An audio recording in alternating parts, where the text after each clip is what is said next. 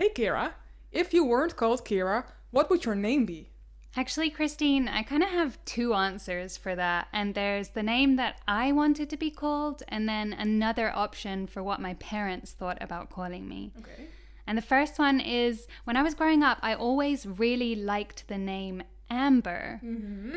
And I don't know where that came from, right? I don't remember seeing an actress or a character with that name, but I just really liked the name. And I was like, if I could change my name, I would call myself Amber. It's pretty though. Thank you. Yeah. But in retrospect, I'm kind of glad that I didn't end up legally changing my name at age 12, because I met two very close friends who were both called Amber, and I was like, you know what? That would just be a little bit confusing. Yeah, I do agree. And I just want to share a fun fact in here that I actually have synesthesia. Wait, what's that? It's where names have colors in my head. It shows up differently for everyone, but it shows up for me that I have like different colors. And Amber is a very yellow color, and I think Kira is like more pinkish, which I think suits you way better. Oh, well, thank you. And for the listeners who can't see me, I am actually wearing pink today. So I'm feeling very pink. Yeah. So that's like half of an answer to your question. And then another name that my parents thought about calling me. So I don't know whether you're familiar with Irish names, but there tends to be a little bit of a discrepancy between how they look and how they sound. Okay. So like if you look at my name, a lot of people would probably read it like Kiara. Yeah. But it's Kira, right? And so I'm not going to tell you how to pronounce it. I want you to guess. I'll spell it out for you, this other name my parents were thinking of. It's Aoibhe. Aoibhe.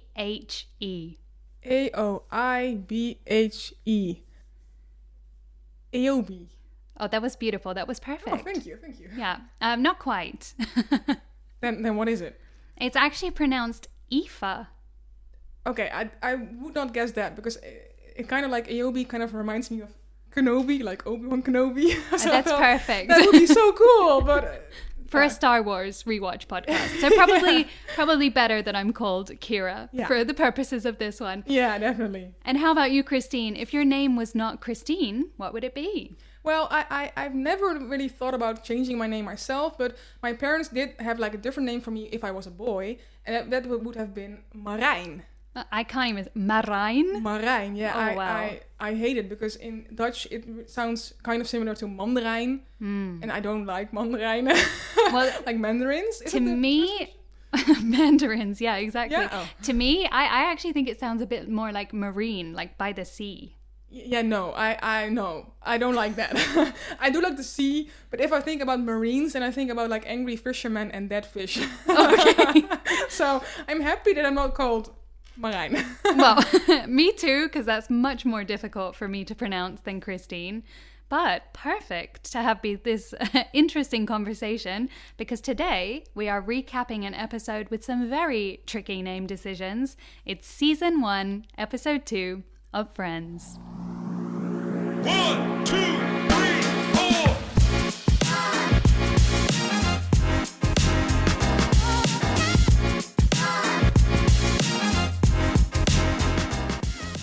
Hello and welcome to Friends of Friends, the ultimate Friends rewatch podcast. I'm Kira Murphy. And I'm Christine Schumacher, and we are back rewatching the entire Friends series. Why? Well, number 1, because Christine has a crush on Ross. No, I don't. And number 2, because of course we want to watch it with you. So each week we'll be rewatching an episode of Friends, talking about it, sharing behind-the-scenes content, and discussing anything and everything about the show that shaped an entire generation. And guys, we are back already for episode 2. Let me tell you, I am very excited for today's episode. Christine, how are you feeling? I am feeling excited, but I'm already noticing that I'm kind of like mixing the 2 episodes together. So that certain things happen in episode 1, and I'm confused that it actually happened in episode 2, and I'm like, it's already a mess in my head. Okay. This is great. Well, we will iron that out for you in today's episode. It's going to be very smooth. Stick with us. So before we get into it, Christine, if your week was an episode of Friends, what would it be called? Probably the one with the bicycle and the package. Oh. I constantly have issues with packages for some reason. But anyway, the story is that I ordered something on Lidl, you know, the supermarket. They have a web shop. And I ordered something, and the first issue was that they delivered it at a place like 30 minutes away from my home. Why did they do that? Yeah, because the one I selected was full or something, so they had to divert their route. Anyway, so I get there on my bicycle, because I don't have a car, and she starts looking for my package, and she couldn't find it. And I was like, okay, look for it, you know? And then she asked me, like, do you know the size of it? And I mimed her the size of, like, a medium-sized box. And she still can find it. And then I say, like, oh, maybe if I say, like, it's from the Lidl, because they have, like, very branded boxes. Wait, it wasn't delivered to a Lidl. No. Just like a pickup, like a DHL pickup point. DHL? DHL, Nice. yes. But she still couldn't find it. And then I said the Lidl, and then she was like, oh, and she turned the corner, and she came back with a huge box. No like, wonder she couldn't find it. No, but like half my size, and I'm a tall Dutch woman, so it was quite a struggle to get it home. But I eventually got home, but it was probably very funny for the people that watched me struggle on the bike. But was it worth it? Yeah, sure. I'm not super enthusiastic, but no, yeah, I still have to use it, but... No scarves in there this time. No scarves. Okay, I think a successful story then. That makes a nice change from last week. Yeah, definitely. It's a successful one, yeah. So, right back at you. Kira, if your week was an episode of Friends, what would it be called? You know what? I think this week I would call something like the one where I do too much.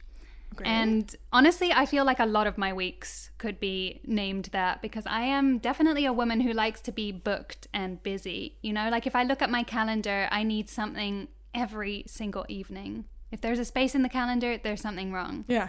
And this also extends to my weekends as well. Like the past weekend, I had every hour planned out, you know, exactly what I was going to do. Yeah. And that's nice because, you know, I keep myself booked and busy, but it does mean I do not allow myself a single moment's rest. So I'm certainly feeling it. Thank God the listeners can't see me. Christine, I'm sorry you have to put up with the bags under my eyes. Yeah, I have to sit in front of you. Oh my God, the worst. Wow. So yeah, it was a very, very busy week, and perhaps I did a little bit too much. So actually, I'm thinking I might submit a plea to our lovely listeners if they have any ideas for what I can do to relax, because I just haven't learned how to do that yet. I do get a struggle, but maybe video games in bed.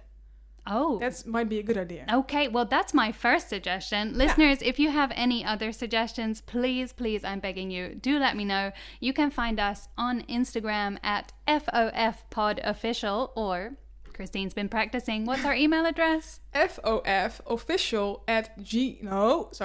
Mistake there. It's she was practicing so hard. I know, but I still made a mistake. Anyways, it is FOFPodofficial@gmail.com. She's going to get it in one next week. Definitely.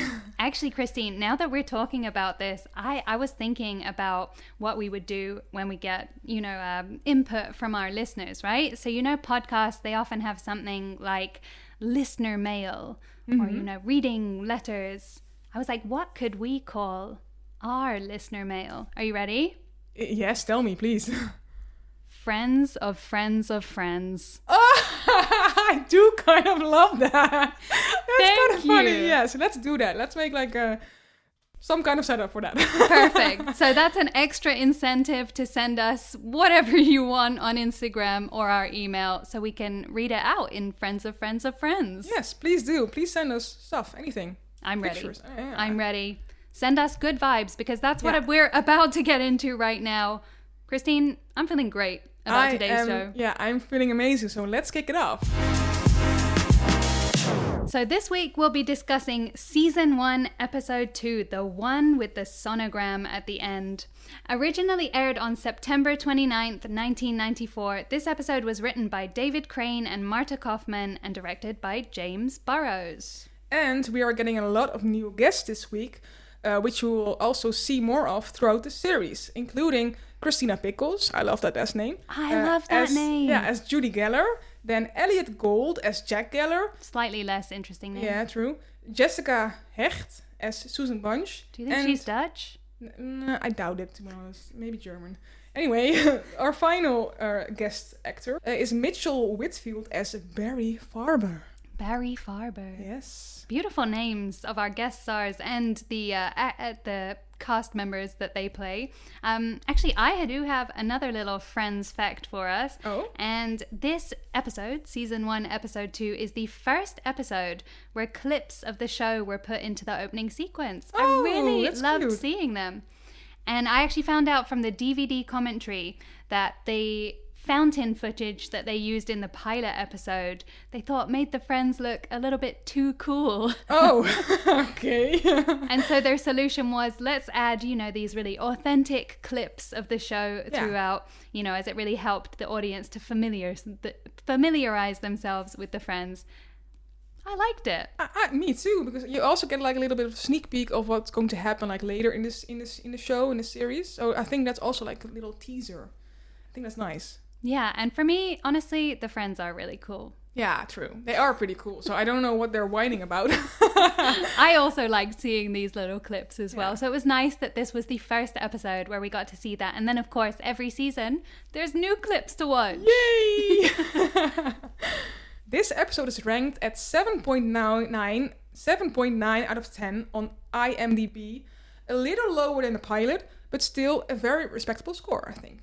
I have a list that we'll reveal as we go through our season with the highest ranked and lowest ranked episodes of the season. Oh, I love that. So this one, pretty good, pretty solid score. Definitely not as, weak as they suggested the pilot might be. 7.9, and I think it deserves it.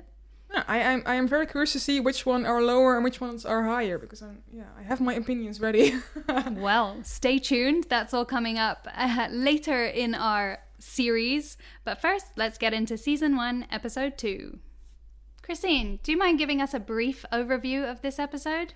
Absolutely. So in this episode, Ross processes his ex-wife Carol's pregnancy, a big shock, and supports her as she goes through her first sonogram. Meanwhile, Rachel struggles to balance her emotions as she meets with her ex-fiancé Barry, and Monica becomes increasingly irate with her parents. There's, again, a lot going on in this episode, but what struck me in this overview is, where are the other half of the Friends? Yeah, true. They're like, what's going on with Joey and what's going on with Chandler? There's no mention of them. That's weird. Well, I guess we'll find out as the episode goes on. True, very true. So, we start in Central Perk, and everybody is sitting around as the girls explain that kissing is as important as any other part of it. But the boys don't agree, and they just do not seem to get it, to be honest. Yeah, this is kind of an interesting scene. I like how they do these, cold opens that aren't really relevant to the rest of the episode, but just set the scene a bit. Yeah, true. And I want to say, finally, we have Joey's good hair. I was gonna make that comment too. First things first, character's hair, so much better. So much better. Christine is impressed. Oh, and this is also like, I'm sorry, I'm going to jump right into it. But this is the part where I want to show you a picture, because I took a picture from the screen when I was watching it, because this is the picture. Wait. I need to tell the listeners. So Christine has been telling me all day that she's going to show me a photo during the podcast. It's a big moment. It's happening. So this is my live reaction. Let's see this picture, Christine. And I cannot contain my excitement, because I think this kind of looks like someone is eating a plastic lobster in the background. No Don't you agree? way. I'm reaching across the table to grab this phone, because this could be big.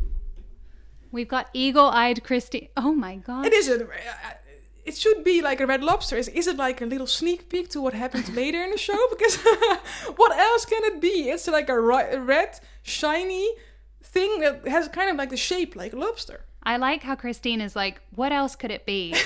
So many things. Give me an example. Well, I'm looking at this, and for me, I'm seeing berries. No, berries are so shiny and so red. That's not true. Have you never been to IKEA and had their lingonberries? Yeah, but then what? You know what? Again, anyways? I feel like we're gonna have to leave this up to our beautiful listeners. they can have their own look. So right in the first scene, Christine, behind Chandler's head, believes that someone is eating a plastic lobster. But it would be such a good teaser for like what happens later. I'm not going to spoil it, but it would be such a cute teaser for like later. So I love how you think that the writers were already thinking like I don't know, so many seasons. I don't know. Is that on season 2 then maybe? That does happen later, I think. Yeah. Well, we'll see. Who knows? I'm Team Berries. I'm Team Lobster. Let's have a vote. Well, good that you noticed that. Again, totally didn't from my part. That's why we've got eagle-eyed Christine. Christine, you want to know the first thing that I noticed? Yeah, tell me, please. It is my King Gunther. Oh my god, yes! I saw him too! I saw his blonde little head. Yeah. I was so excited. You remember how sorrowful I was in the first episode when there were just these random ladies behind the counter. But episode 2, we get Gunther. It is his first appearance in the series. Yeah. He doesn't say a word, and he's not even credited. No, oh, not even credited. Oh, that's awful. I do actually have a little fun fact about our little Gunther over here. My love. Yeah, and did you actually know that James Tyler, that's the person that plays Gunther, he was actually an extra, but he got the role as Gunther because he was the only one that knew how to operate a cappuccino machine. I wanted to know this. I wrote in my notes, I'm like, what did he do that made him go from background extra to like, a pretty important role? Like when you think of Friends, and we'll meet a lot more of these characters as we go on. But of course, you've got the main 6, and then there's like a handful of side characters, and for me Gunther is absolutely one of them. Yeah, true. So I'm happy that he's here and that he grabbed that opportunity and became our lovely Gunther. Oh my gosh, I feel like I need to go and learn some handy skills like that, so if I'm ever an extra in the background of a show, they'll just make me a main character. Then go practice something like, I don't know, juggling or something. I don't know. You know what, I can juggle 2 balls. I can juggle 1 ball. That's very impressive. Thank you very much. We'll have to find out how many James Tyler can... Is that his name, James Tyler? Yeah, James Tyler. James Tyler. I want to know how many balls can he juggle. So stay tuned for that. Coming up, an exclusive interview with James Tyler. Fingers crossed. I'm sorry to break your bubble, but James Tyler is dead. You're kidding. No! I'm so sorry, but he sadly passed away, I think like last year or the year before, from cancer. Oh my gosh, that really that genuinely breaks my heart. Yeah, it's so sad. I will be, I really do have a soft spot for Gunther, and I am going to be watching them with even more, love in my heart for this character that he brought into the world. So, that's so sad to hear, but nice that he is still a part of this, and we get to relive it. We get to relive his role all over again. Yeah, so. Exactly. I think that's lovely. Well, before I start crying, let's continue on as we head to the museum where Ross works, and Carol, Ross's ex-wife, comes to visit him to tell him that she is pregnant with his child. Love a good pregnancy reveal. Definitely. She tells Ross that she wants to raise the child with her partner Susan. Ross is shocked, but Carol says that she and Susan want him to be involved, but only if he's comfortable with it. Yeah, so a very shocking scene. But first of all, I want to say that we don't see that here yet, but I am happy that they later recast Carol. You are? Yeah, well, I was going to bring that up. Yeah, I was going to say to our listeners at home, please don't get used to seeing this version of Carol. No. Because in this episode, so she was played by a lady called Anita Barone. I hope I'm pronouncing that right. But this is the only time we're going to see Anita in this role as Carol. She was actually looking for a role as a series regular, and in 1995 was cast on another show called The Jeff Foxworthy Show, which meant that they had to recast Carol as well. Oh, she missed out big time. Tell me about it. But I just don't like her because she's kind of like passive aggressive, and also, if I'm being honest, she's very pretty, and I think she's kind of out of Ross's league. If I'm being honest, I know it's maybe a little bit rude, but she's too pretty for him. Although Rachel's also very pretty, but sorry. Well, maybe, it's all about the personality. Yeah, also true, but No. I mean, in the first 2 episodes as well, Ross's personality Yeah. leaves a little bit to be desired. But I mean, I thought it was a strong start to Carol, but for me, and we'll see her later, I thought the actress who played Susan was definitely much more well suited to the part. True. She has gorgeous hair as well. But we'll talk later about her, sorry. Well, I love this. I love that we're finding out that the things Christine notices in every episode is characters' hair. Yeah. And then whatever random stuff is going on in the background. Yeah, I'm a very visual person, so I like to look at things, I guess. That's not a good reason. Well, what I was looking at in this scene was the setting, right? Because I love the sets that they give us in Friends, and here we have a sneak peek into Ross's job at what could possibly be one of the worst museums I've ever seen. I know. Terrifying, mannequins there of the what is it? The early, I don't even know, early period of humankind. But what I found funny in this is that Ross is a paleontologist, right? Mm-hmm. Yeah. That means he works on dinosaurs. Right. So what is he doing in an early humans exhibit? Oh, that is actually quite interesting. Yeah, that's weird. That would be the job of an anthropologist. Yeah. So unless Ross is moonlighting as an anthropologist, there's a little bit of a continuity error in this scene. In episode 2, my God. But what you said about like the scene, like the surrounding, the settings, yes. I kind of agree. This setting very much reminded me of the one where in Harry Potter, where he then goes with his his uncle to the zoo with all the snakes. It reminded me very much of that, with the same glass, and then you can look into the, and then suddenly the glass disappears and he falls in. It reminded me of that for some reason. Like similar setup or something. I see it. I bet Ross is pretty happy that there were no snakes in the exhibit as well. Although those mannequins, pretty scary too. Yeah, very grumpy looking. Meanwhile, Monica frantically cleans the apartment as her parents, Jack and Judy, are coming over for dinner. Rachel looks around the apartment for her misplaced engagement ring and remembers she had it on earlier that morning when she was in the kitchen making lasagna. My gosh, we're only like 10 minutes into the episode and there's already so much drama that's happened, pregnancy reveal, Rachel's lost her engagement ring, Monica going crazy around the apartment. What I really liked in this scene is you do see that like chaotic, obsessive side of Monica. Yeah, exactly. The first time showing it, really. So yeah, I loved the bit where she's like looking at the table and she's like, whose little ball of paper is this? I know. And Chandler's like, it's mine. I wrote a little note to myself on it and then I realized I didn't need the note, so I balled it up and now I wish I was dead. Yeah, it's so funny. I also liked when she grabs the cup from Joey's like mouth when he's drinking it, and then she says, "Are you through with that?" And Joey says, "Oh yeah, sorry, the swallowing slowed me down." I think it's so funny. I thought it was really nice because you see, exactly this side of Monica, and then also it gives you an insight into the dynamic between Monica and her friends. Yeah. So pretty good for me. But you know what? You mentioned last week, Christine, that you thought that in the first episode, Chandler, Matthew Perry, was a bit robotic when he read his lines. And I saw it this week too. Yeah, but I think it's much better than the first one, I think. Because in the first one, he's very, very robotic. And I think now he's like slowly getting into it. And it's definitely getting better, in my opinion. Well, for me, the best thing that he did in this scene was spotting Ugly Naked Guy. Oh, of course. The first time we hear about him. Yeah, so many firsts in this episode. Yeah. Don't tell me Ugly Naked Guy is also dead. I will be quite sad. No, I'm not sure.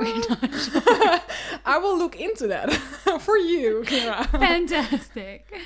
And then, of course, we continue on with Rachel losing her engagement ring and realizing that it's in the lasagna. My question here is, in the last episode, Rachel wasn't even in charge of making coffee, and now someone's put her in charge of lasagna. And she put the noodles in very straight. Oh, she did a good job with that. But I also think it's so funny when she like looks underneath the couch cushions for the ring, and she says, "Now I have to return the ring without the ring," which makes it so much harder. I think it's so funny. Like she's so good at that as well.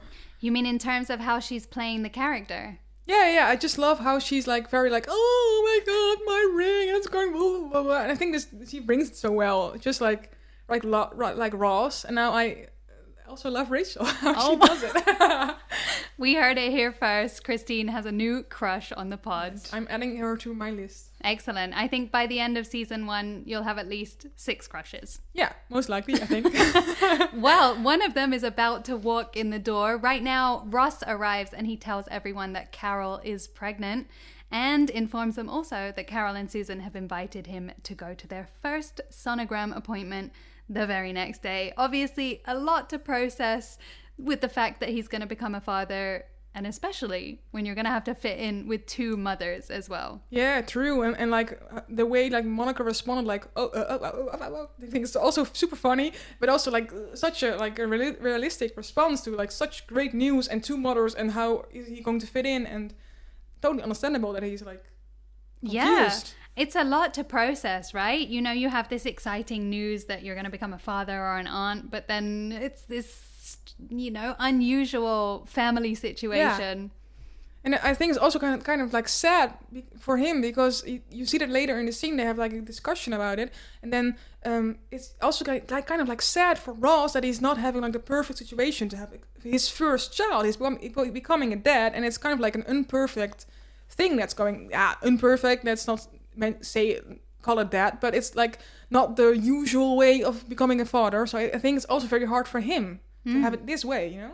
Well, for me, this actually made me really want to, I think that's kind of hooked me into the story, right? Because then you want a resolution for Ross. You want him to find his happiness, perhaps with somebody else. Ooh.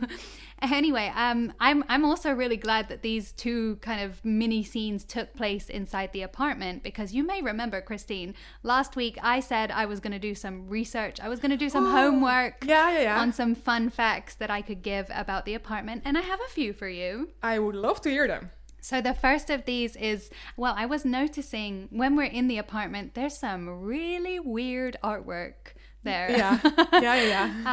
Yeah, just to name a few, I saw that there's a painting of a bell pepper. Oh, I saw that one last time as well, like in the last episode. I love that painting. Great, I will buy you one. Oh, thank you. Another one, they have a brass rabbit or some kind of metal rabbit up on the wall. Oh, that's also, yeah.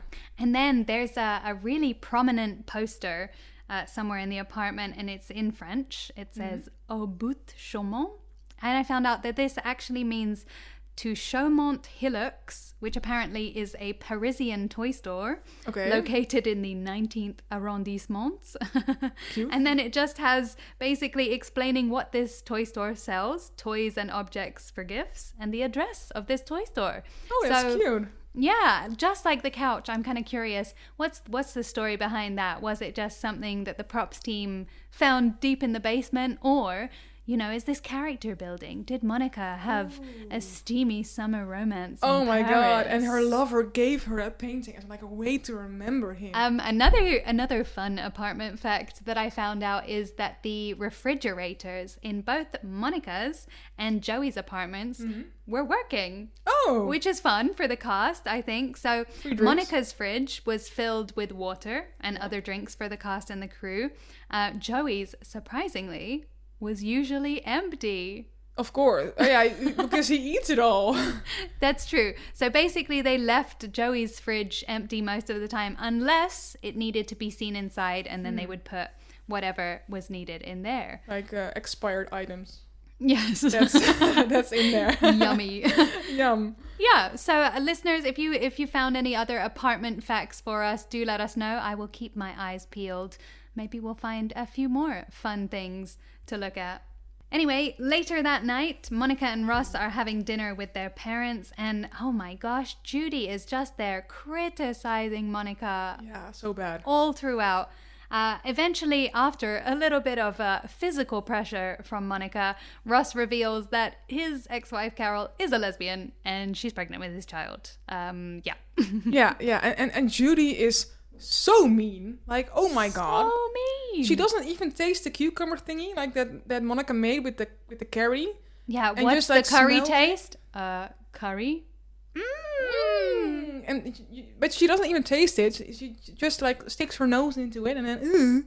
I think it sounds good. Yeah, I like me it. too. I would love that. Like a fresh cucumber with like a little bit of curry. Yummy. What's Sounds not to good. love? Yeah, exactly. And then when she finds out that they're having spaghetti for dinner, which I think we can agree, top tier dinner food, yeah, love it. she just says, "Oh, we're having spaghetti? That's easy. Yeah, so Judy, yeah, so Get out of mean. here." Like, oh my god, I love spaghetti. Spaghetti is my favorite food. So you can always make me happy with spaghetti. Is that true? Yeah, it is. My dad's spaghetti is the best spaghetti you will ever eat. Okay, I love well, my dad's. You know what? I feel like there may have been a hint in last week's episode that you were going to provide cookies for this recording. Folks, no cookies to be seen. So I will just hope that for our next episode, we're going to be having some of Dad's spaghetti. Eminem would not be proud. yeah, but the problem is that because of course you are a vegetarian, the sauce contains some type of fish which I forgot the name of in English. We can swap it out. It's fine. No, it does add to the taste. So, but we can try it. But I'm not sure if you will have the full experience of my dad's spaghetti without the little fish thing. Well, now I want to know if Judy would appreciate that spaghetti. Probably not because she's a whiny little woman. Indeed.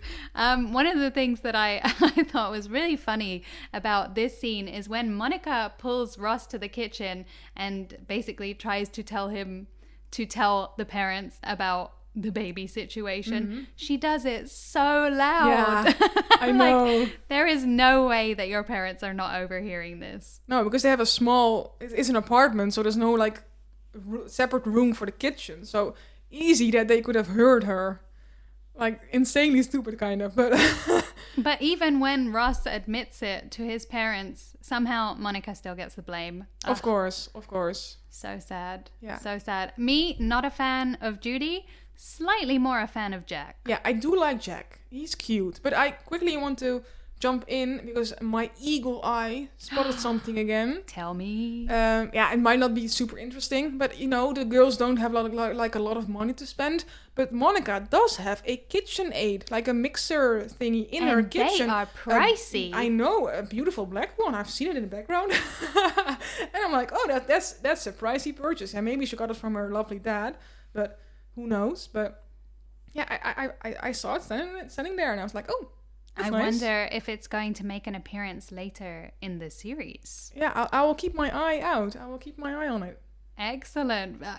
Fantastic. For me, I was focused less on the KitchenAid and more on the beautiful nickname that Jack has for his daughter, or should I say, our little harmonica. Little harmonica. That's so cute. I think that's a very fitting name for Monica and harmonica. Now, not like she plays any instruments, but just the name sounds like harmonica. Whatever. Doesn't matter. It's a vague explanation right now, but doesn't matter. But I really love Jack. And also how he eats his spaghetti, to me, is so satisfying. Although there is a lack of sauce, in my opinion. There's very little sauce. But like the way he talks and then he just eats like his spaghetti, and you see the cutscenes of like how his plates get emptier and emptier. And I just really enjoyed that scene for some reason. Yeah, actually really nice editing there that they show this, process of time and how he keeps talking on and kind of like being nice to Monica, but also backhanded compliments in some ways. Yes. Yeah, nice editing from the team there. Yeah, I really loved that. But then it kind of like also makes me wonder, not about the editing, but then eventually when Jack is still eating, she puts cookies on the table. And I'm like, why are you putting cookies there? It's not like dessert time yet. There's no time for... This is not a time for cookies. Why are you placing cookies there? That's weird, in my opinion. Well, I'm just saying, if anyone wanted to place cookies on the table right now, I wouldn't say no. Oops. Anyway, before I shame Christine anymore, we head then back to Central Park where the gang is discussing the dinner and parents in general. Ross leaves to pee, and when he comes back, only Rachel is left in the cafe. Ooh la la. Ooh. I think it's this again is fueling the fire between Ross and Rachel. Yeah, definitely. But let's start at the beginning, because in the beginning they are whining about their parents, but also Ross. Rightly so. Yeah, true. But also Ross is whining, and he has nothing to whine about because Monica gets the blame for everything. So why is he whining about how awful his parents are? Well, in fact, he is like the prince. They had a whole ceremony before Monica was born. So why is he whining about his parents being mean and stuff? Because he's a good brother. He wants to support her. Yeah, okay, I do get that. But he has nothing to whine about. He has lovely parents. Well, Yeah, okay, there can be a discussion there, but in general, he can do no wrong in their eyes, probably. oh yeah, I think that's the case with a lot of family situations where there's two siblings. Yeah, maybe. I think it's really nice that we get like this insight into Ross and Monica's family life, you know, their interactions with their parents. And like, at least for me, I felt like I could relate a little bit. How about you? Yeah, same, definitely. I grew up in a family of 5. I have a twin sister and an older sister. And yeah, there are definitely like favorites, even though your parents may disagree, but that happens. And yeah, this is definitely like recognizable for me as well. But I'm wondering though, because you had 3 girls in your family, right? Yeah. And I'm like, for me, the dynamic of you know, Ross clearly being Judy's favorite, and then Jack has a little bit of a soft spot for Monica. I think that's pretty normal in a family where you have a son and a daughter. Like, it's daddy's little girl, and the mum and the son always have this close connection. But how does that differ if it's just girls? Well, it doesn't really, because my dad is just soft towards us all. Aww. It's very cute. He's very like a daughter's dad. How do you say that?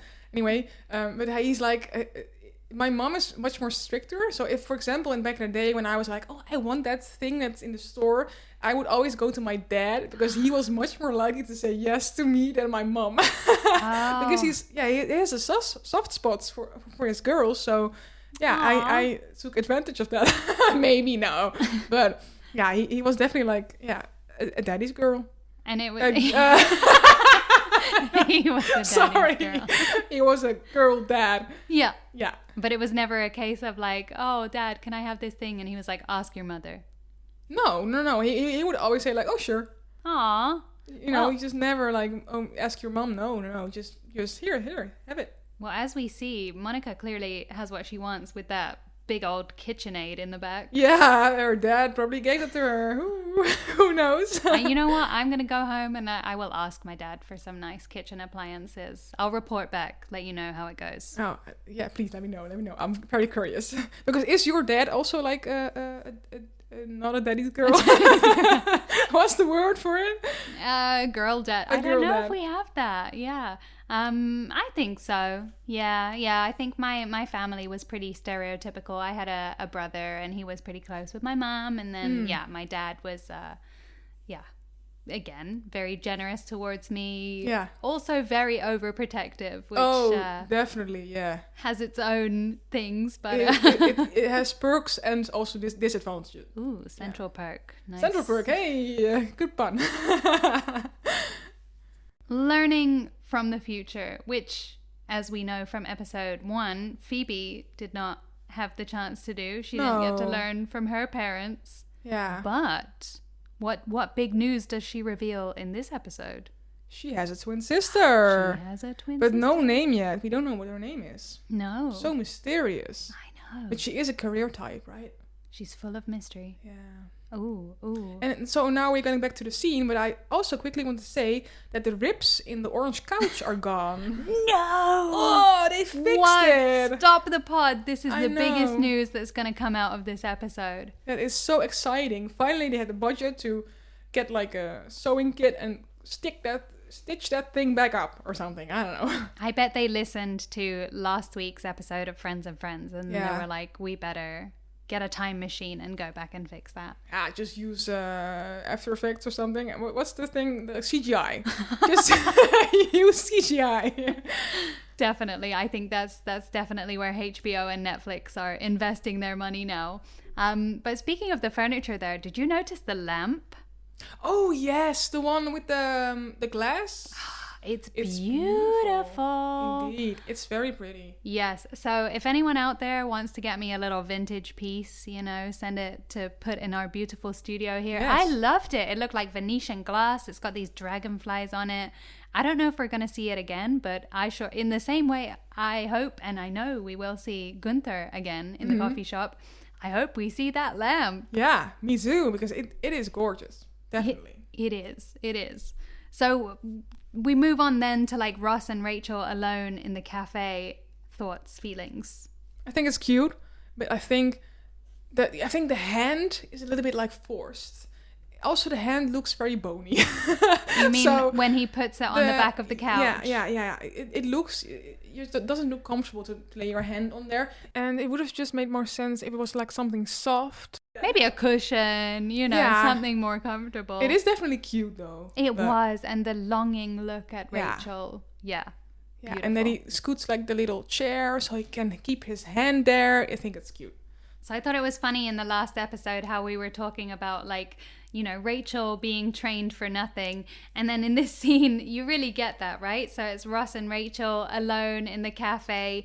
And Ross is like, do you need any help? Probably thinking that she's going to be like, yeah, can you like move the table or something? She just says, sure, thanks. Hands him the broom and then just sits down on the couch. Love it. Yeah, I know it, but you didn't even have to describe the scene to me. I already knew what you were talking about, because indeed it's such an iconic scene that she just whoop, here's the broom, and then just plops down on the couch like feet up and just not a care in the world.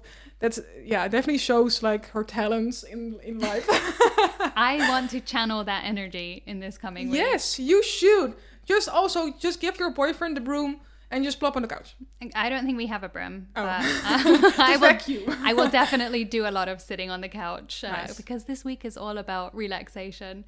But honestly, Ross did not do a very good job of cleaning the cafe either. No. I think I saw him cleaning, like brushing the couch at some point. Yeah, and I saw that too. But I think he's actually brushing the table. Because that makes more sense, because they're like crumbs. Does it? Yeah, I think it is. This is a broom that you use on the floor, and then Yeah. you're gonna use it on the table. Yeah, that's as kind of well. disgusting. I know, but it is handy. Ah. It is like good. I guess you could also do it with your hand or whatever. But I think it does the thing that it has to do also on the table and also on the floor. It's a little bit nasty, but it works. I don't know. I would feel like if I was Rachel, I would be worried he's coming for my job. You know, he's there doing it way better. Way better, but Way better. But it also like they're brushing or like sweeping a carpet.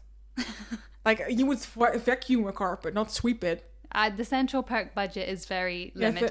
Very low. Yeah. They already had to pay for Rachel's salary, so. Yeah, and feed people plastic lobsters. So. Oh yes. Great. So next, Ross and Susan are at the OBGYN, like he says, for the sonogram. Ross asks about naming the child. Carol and Susan give some suggestions that Ross says will sound silly with his surname, Geller. And the woman revealed that they won't be using Geller as the baby's surname. Well, you know what? I'm kind of inclined. Well, I do agree with Ross. The names they suggested certainly would not go well. No.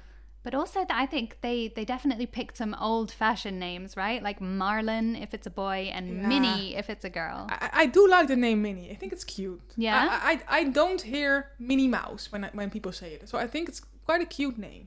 What about Julia? That was one of Ross's suggestions. I also like that. It's a purple color in my head. Ooh, and also I feel like most Julias are great. Like Yeah. Julia Roberts. Yeah, exactly. Julia Child. Yeah. You gotta love them. I think, I think it's a pretty name. And also, this suggestion of Julia leads to a very...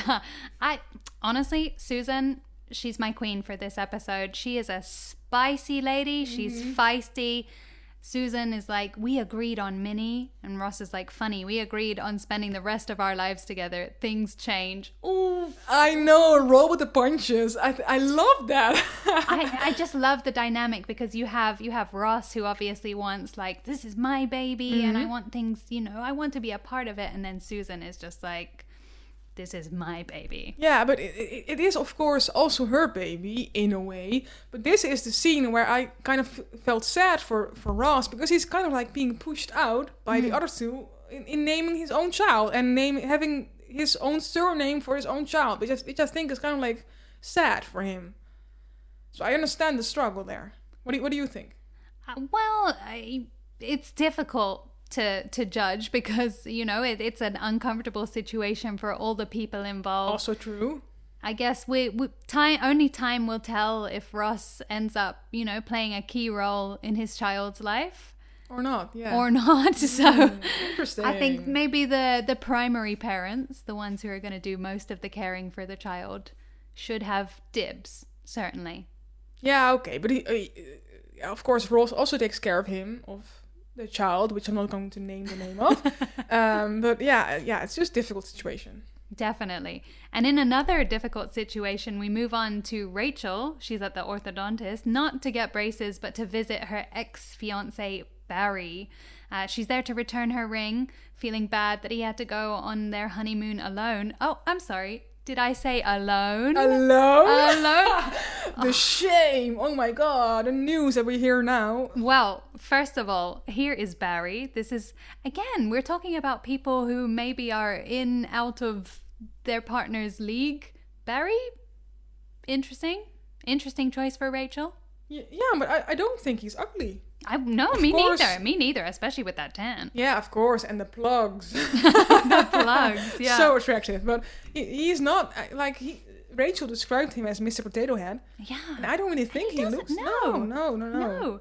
But this is actually the first appearance of Dr. Barry Farber. Mm-hmm. Interesting fact. In this episode, he's referred to as Dr. Farber, Barry Farber. Yeah. In episode 1, he was Barry Finkel. Oh, huh? Yeah. That is weird. I know. Then so why? Either he just decided to change his name while he was in Aruba, or again, these writers are making some mixing mistakes. Up their name. Yeah. Oh, that's not good. That's weird. But Barry Farber in this episode was played by Mitchell Whitfield. Fun fact about Mitchell Whitfield, he originally auditioned for the part of Ross. I could have seen it, but I think our Ross is better. Yeah, of course. Way better. I think you can't beat David Schwimmer for the role of Ross, but how crazy, a completely different cast. Even one character I really feel like would have changed everything. And true. Maybe we wouldn't have loved Ross and Rachel so much if it was actually Rachel and Ross and Barry. That would have been very different. Yes, definitely. And I also, in this scene, I also really love the kid. I think the kid in the chair is like so funny as well as like when Barry goes out of the room and then Rachel decides to glam up because he looks so good. And then she's like doing her lipstick in the little mirror close to the light, and he's like disgusted looking at her like, what are you doing? And I think it's so funny.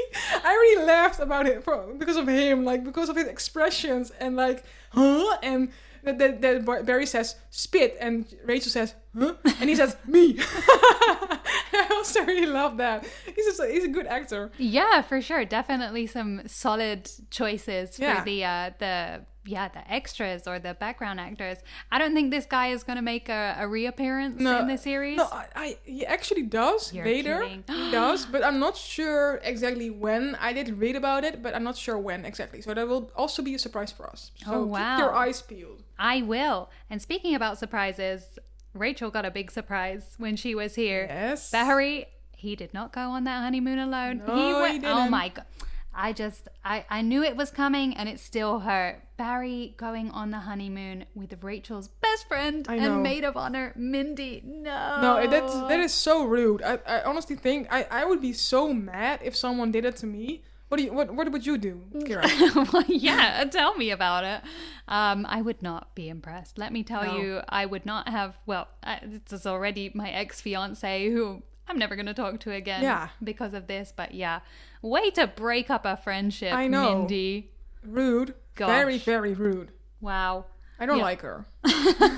Clearly. I don't think we're supposed to. Definitely team Rachel in this breakup. Yes. Even though she can't, make a good cup of coffee yet. Yeah, but actually, if we're going to choose teams, then I'm going to choose team Ross and Barry. For that, I think we're going to have to go #Ross and Barry for this episode. Yes, please. Well, this wonderful episode does end with Ross showing the gang the sonogram and telling an emotional Monica she's going to be an aunt. This very emotional side juxtaposed Rachel on the phone to Mindy saying some not very nice things. So I think you and me both are pretty happy with the way Rachel handled the Mindy situation. Yeah, true. But the thing she says about like, I hope he gets his old hairline and your old nose, she can't really say that because she also had a nose job. So it's actually kind of like a wrong thing to say because her kids will also get her old nose, and I don't think it's very pretty. True. That's true. You know what? Sometimes I'm like, because I got laser eye surgery. So now 20/20 vision, baby. Oh, I didn't even know. But I'm like, I feel bad because this probably means the kids will have not perfect eyesight, unfortunately. But you never know. Sometimes it does skip a generation or two. So just marry someone who has like perfect eyesight. Perfect eyesight. Perhaps. Excellent. Well, I think maybe Rachel is being more thinking about what kind of hairline she wants her kids to have. Yeah. That's why she's like, Ross, I didn't give him a chance in high school, but you never know. His hair has held up over the years, so that's a good sign. It does. And here we are, full circle, right back to how we started this episode, talking about hair. Of course. That's the main theme here. So did you manage to split the two episodes apart in your head as we delved into this one, Christine? Yeah. Definitely, like, talking through it made it, like, much clearer in my head, luckily. So I have my thoughts ready for you. Oh, perfect. My thoughts for this one was that definitely we got a lot of emotional intensity in this episode. I think episode 1 was really setting the scene for you, you know, and you're getting to know the characters and deciding if you like them or not. And here we have real things at stake, right? Like Ross is dealing with, you know, his ex-wife is pregnant. Rachel still reeling in some ways from the breakup that she went through, and now we find out that Monica herself also has not the best relationship with her parents, so there's a lot of emotional stuff going on. Yeah, definitely. And this episode also shows more of the character's traits. For example, that Monica is such a clean freak, and for example, you also saw like the first signs of how dumb Joey is, to be honest. Because he said in the beginning, he says like, are we still talking about sex? You know, it's such a... He's starting to show, like, that process or something, however you may call it. But that also shows... And also you learn that Phoebe has a twin. So we slowly start to learn more and more about our characters, which I think is great. Yeah, building a picture. And for me, I definitely want to see more of the other half of the group in the coming episodes. I feel like now I have a good grasp on Ross, Rachel, and Monica. Let's see more from Joey, Chandler, and Phoebe. Yeah, I'm curious to see how that will develop itself, because I think last time we discussed it, I said that I didn't do any research on that, but that in the beginning the show was focused on Rachel, Monica, Ross. So that's why we're now maybe seeing that like deepening into them, like them getting to know them better. But maybe I have no idea. But maybe in the next episode we will see Chandler more or something. I don't know. But that's a theory. I still have to do my research, but we'll see. Well, I look forward to hearing that homework from you. Definitely. And Christine, I don't know whether you remembered your homework from last week. Yeah, I should have looked into the weird series. What's it you called don't again? even know if it's weird. Fargo. Fargo. I was going to say Fiji or something. Close enough. I'm going to draw my cursor to the plus sign and look up Fargo. Well, you know what? I can't say that I'm an expert on Fargo. I did watch the movie, but the series is not on my radar. All I'm seeing is a cowboy. And snow. I think there's snow. Good. There you go. You did your homework. I'm thank happy you. with that. Great. A+. And that brings us very nicely to the end of today's episode. I hope that you will join us next time, where we'll be chatting about Season 1, Episode 3, again, I love the titles. This one is going to be The One with the Thumb. Oh, this is one of my favorite episodes. 3 episodes in and you've already got a favorite. I know. But this one is so good. But stay tuned for that, you guys. Oh, I'm excited now. You will hear everything about it. Great. Christine's going to be raving. She's going to have a new crush. And yeah, true, probably. Yeah, we'll know if they were focusing on those 3 characters. But in the meantime, of course, we want to hear from you guys as well.